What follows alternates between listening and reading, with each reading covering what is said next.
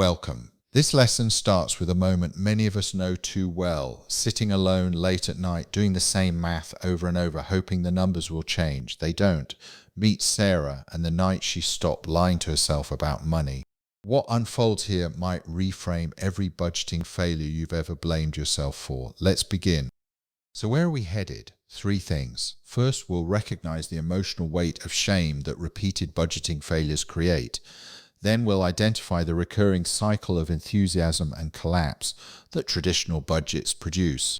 And finally, we'll ask a genuinely uncomfortable question, whether the fault lies with you or with the systems you've been told to use. Keep that last one in mind as we go.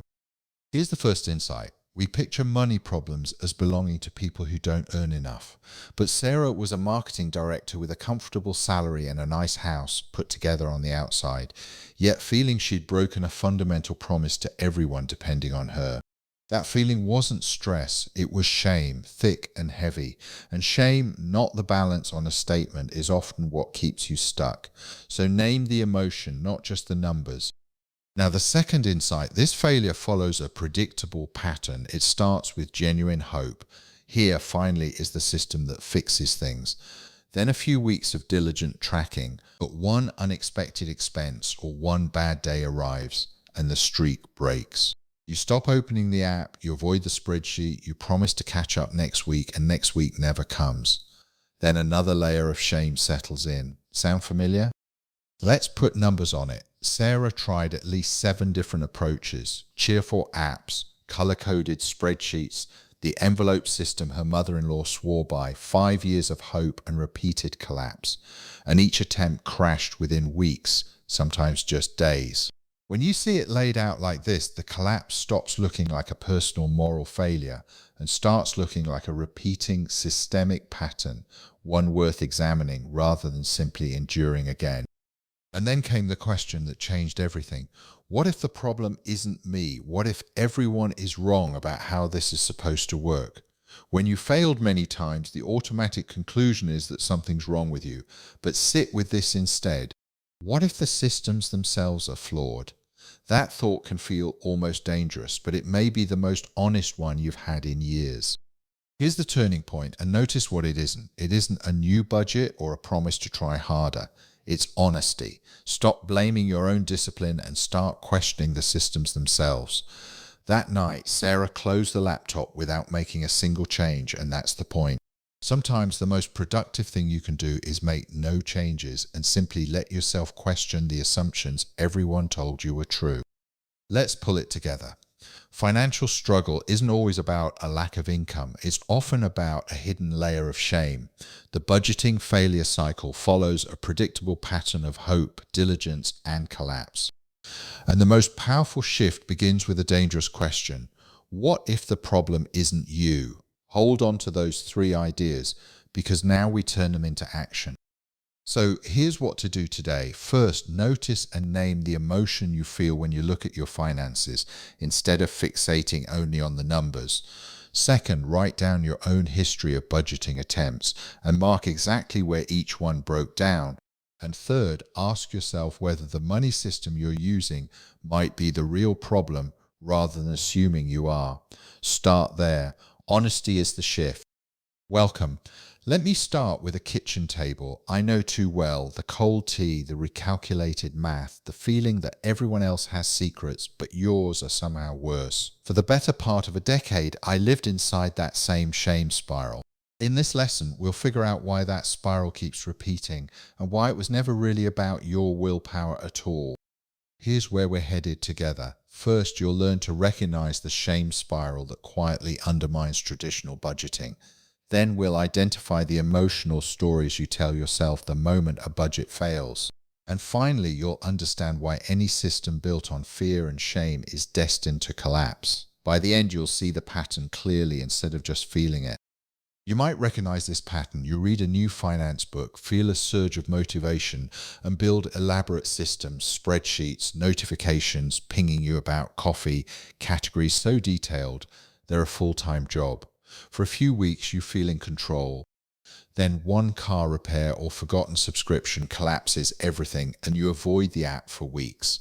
Here's the truth. The The structure was fragile, not you.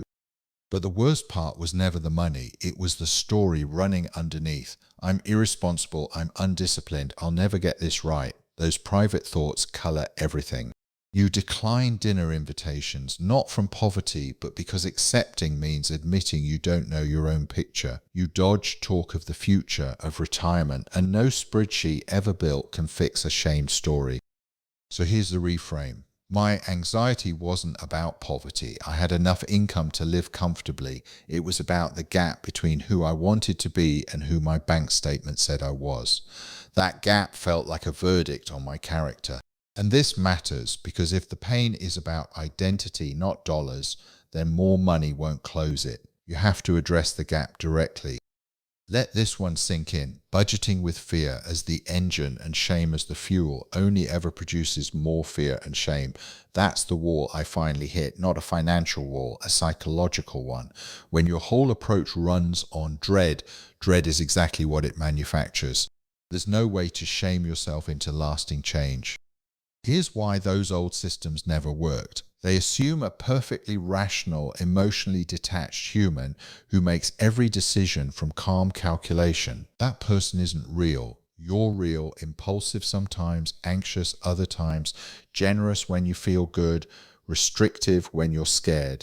The budgets you kept building were designed for someone else entirely. The fix is to build for the actual you, emotions and all.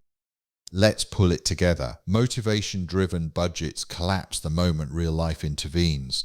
The deepest damage isn't the money, it's the story you tell yourself during failure. Financial anxiety usually lives in the gap between who you want to be and who your statement says you are. And traditional budgets fail because they assume a rational person who doesn't exist. Now let's turn that into action.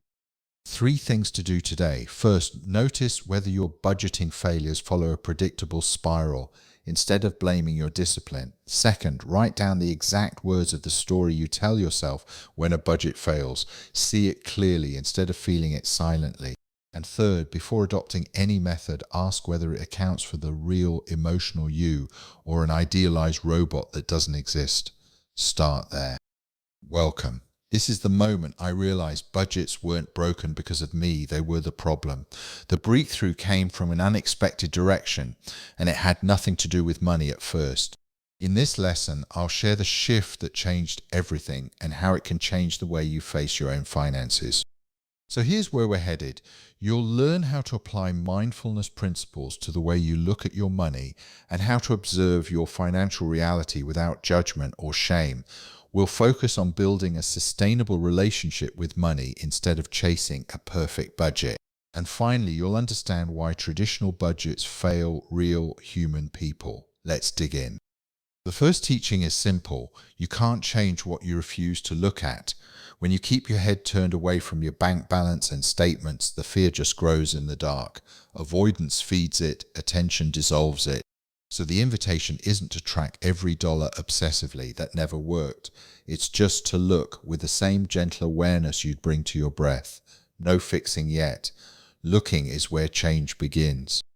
Here's how it works in practice. Set a timer for 10 minutes. Open your bank account and statements. But don't jump into action. No categorizing, no panicking. Just sit with the numbers. Notice the tightness in your chest. Notice the shame stories that start playing. And let them pass the way you let clouds drift through a sky. When the timer goes off, you'll see the numbers are just information. And that's the realization that changed everything for me. After weeks of these 10-minute sessions, it clicked. What I'd been chasing all along wasn't control over my spending, it was peace. Peace doesn't come from restriction, it comes from knowing.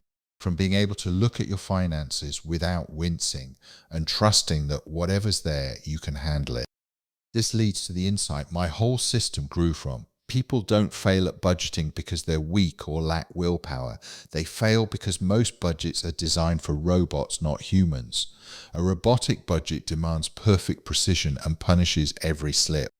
But humans need clarity without shame and structure without punishment. The failure was never a character flaw, it was a design flaw in the tools you were handed.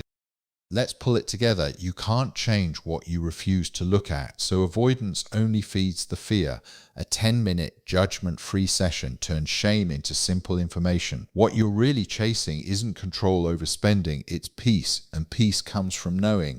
And you never fail because you're weak. The budgets were built for robots. Now let's turn that into action. So here's what to do today. This week, choose to simply look at your finances. No plan to fix anything yet. Set a timer for 10 minutes, open your statements, and let the shame stories pass like clouds without engaging them. Then make that check-in a regular weekly practice. And finally, stop blaming your willpower for past failures. Start seeking a system built for humans, not robots. Welcome. There's a moment when you realize the budgets were never the problem. You were, or so you thought. In this lesson, we clear the air about what this book will do for you, and just as importantly, what it won't. If you've tried every system and still felt stuck, this is where things start to shift. Here's where we're headed together. First, we'll look at why those traditional budgeting systems failed you, and why that failure wasn't your fault. Then we'll explore the core principles behind the Peace Ledger, a completely different way of relating to money. And finally, we'll set clear expectations for the outcomes this book is actually designed to deliver. Let's begin.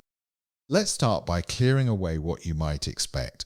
This book won't tell you to track every penny, and it won't hand you a rigid spending plan while insisting discipline is the answer. You've tried that, and honestly, if it worked, you wouldn't be here. What you'll build instead rests on clarity over control and awareness over anxiety. The old methods were never designed for real human beings living real lives. So meet the Peace Ledger. It isn't a budget in the traditional sense. It's a way of seeing your money that reduces stress instead of adding to it. It replaces that endless guilt and avoidance cycle with a simple practice that takes minutes a week, not hours. And here's what makes it work. It starts where you actually are, with your real income, your real life, your real patterns. The framework adapts to you. And this is the feeling we're really after, a sense of calm when you think about money, not because you're suddenly rich, but because you finally know what's going on and you trust yourself to handle it. Read that again slowly. That calm might feel foreign right now, but it's exactly what this practice is designed to give you. And here's the promise. So let it sink in. You don't need to become a different person to have peace with money. You don't need to earn more, deny yourself everything enjoyable, or develop iron discipline you've never had. You need a system that works with your humanity, not against it. One that doesn't punish you for how life actually happens. Think of your finances as a mirror, reflecting your values without judgment, not a prison. So let's pull it together. This book won't ask you to track every penny or lean on willpower. The Peace Ledger is a new way of seeing your money that lowers stress. By the end, you'll have a personalized system you can maintain without shame. And remember, you don't need to become a different person to make peace with money. Now let's turn that understanding into action. Here's what to do today. First, release the belief that more discipline is what you've been missing. It isn't. Second, commit to a practice measured in minutes a week, not hours of obsessing over numbers. Third, redefine success as calm and self-trust, not a bigger income. And finally, stop waiting to become a better version of yourself before you make peace with money. You start exactly as you are.